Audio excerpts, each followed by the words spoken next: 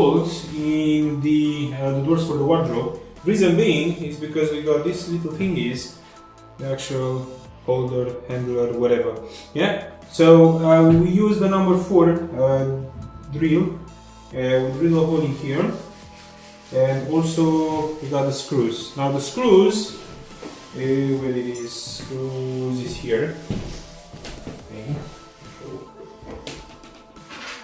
Now factory, you have them in this size, but these guys are smart and they thought, well, you do need like universal ones, so you do have this type of screws that you need to cut them.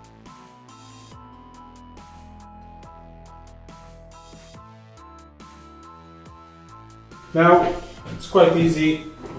I do hope so. It's easy, and you guys probably know it already. We're just gonna have to feed them like this. Yeah.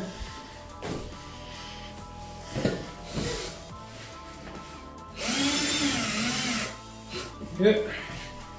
Let's take the next screw, which is this one.